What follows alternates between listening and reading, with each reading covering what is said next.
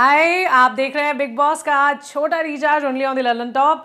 अच्छा, सबसे पहले मैं आपको हाइलाइट्स दे देती हूँ कि कल के दिन में क्या हुआ जो आपने मिस किया हो, और अगर नहीं भी किया तो भी दोबारा जान लीजिए, क्योंकि हम आपका 1 घंटा बजाते हैं और पूरे 5 मिनट में आपको ये बताते हैं कि घर में बिग बॉस के क्या चल रहा है। सीजन 12 चल रहा है, जिनको नहीं पता वो जान लें।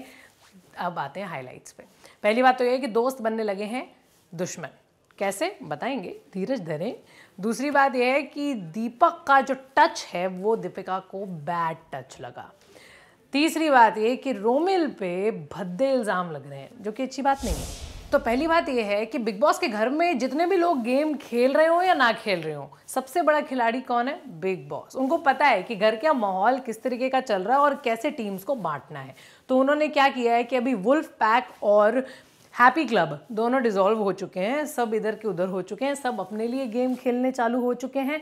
ऐसे में बिग बॉस ने पंचायत, बीबी पंचायत नाम का एक टास्क रख लिया। ठीक है, इसमें उन्होंने खुद लोगों को बांट दिया। तो एक टीम में है रोमिल, दीपिका, श्रीसंत और मेघा, और जो बाकी बचे वो दूसरी टीम में है।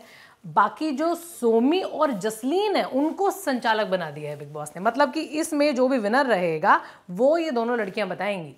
चलिए, अब इसमें करना क्या है टास्क में कि जो बंदा कटघरे में खड़ा होगा उस पर इल्ज़ाम लगेंगे और एक बंदा जो है वो डिफेंड करेगा। अब इल्ज़ाम लगे रहे थे रोमिल पे और डिफेंड कर रही थी दीपिका जी। इल्ज़ाम लगाने वाला दीपक। अब आते हैं दूसरी हाईलाइट पे। दूसरी हाईलाइट ये हमने आपको बताई थी कि रोमिल पर भद्दे इल्ज़ाम लगा रहे हैं। कौन लगा रहे हैं? सुरभि हैं वो मैडम, जिन्होंने काफ़ी गलत बात बोल दी। हो सकता है कि ऐसा ना हो और हो भी सकता है ऐसा हो, लेकिन लग तो नहीं रहा है कि ऐसा होगा। एक्चुअली उन्होंने इस टास्क में इल्ज़ाम लगाया रोमिल पर कि रोमिल घूरते हैं उनको, और वो भी गलत नज़रों से घूरते हैं। एक्चुअली पॉइंट ये है कि दीपिका भी एक बारी रेस कर चुकी हैं कि रोमिल जब घर वाले उनसे बात कर रहे होते हैं तो वो कहीं इधर उधर देख रहे होते हैं। लोगों की नेचर होती है, ऐसे लोग होते भी हैं जो किसी से बात कर रहे होते हैं लेकिन देख कहीं और रहे होते हैं। तो ऐसा ही रोमिल का केस भी होगा। सुरभि ने बोला कि नहीं, वो उनको गलत तरीके से देख रहे थे, जबकि रोमिल और सुरभि की घर में एंट्री एक साथ हुई थी और कुछ समय बाद जब उनकी एंट्री के बाद सुरभि उनको भाई भी बुलाने लग गई थी। काफ़ी अच्छा रिलेशनशिप शेयर कर रहे थे, इवन हैप्पी क्लब के दोनों मेंबर भी होते थे।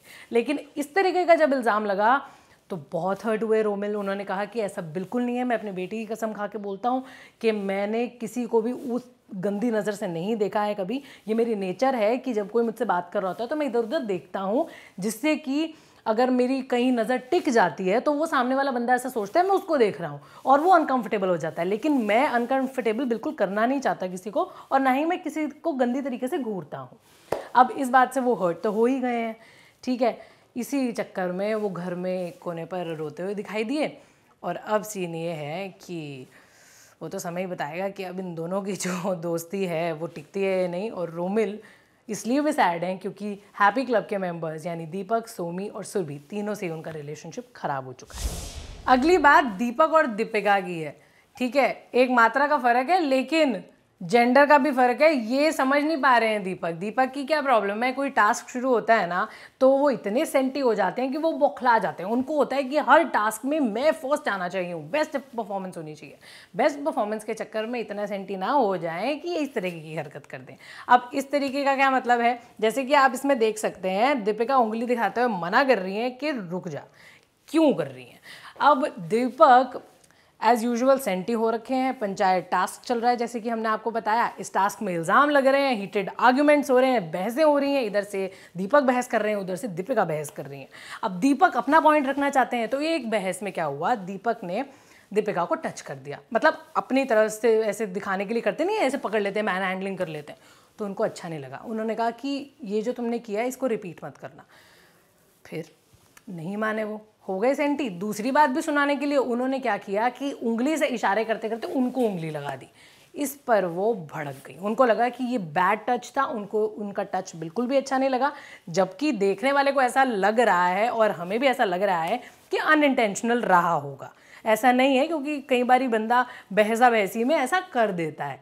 लेकिन जब एक लड़की ने आपको बोल दिया कि डोंट टच, इसका मतलब डोंट टच। ये वाली बात उनको समझनी चाहिए थी। अब देखते हैं कि अगले दिन क्या होता है। जो भी होगा आपको हम ललन टॉप के छोटे रिचार्ज पे बता देंगे।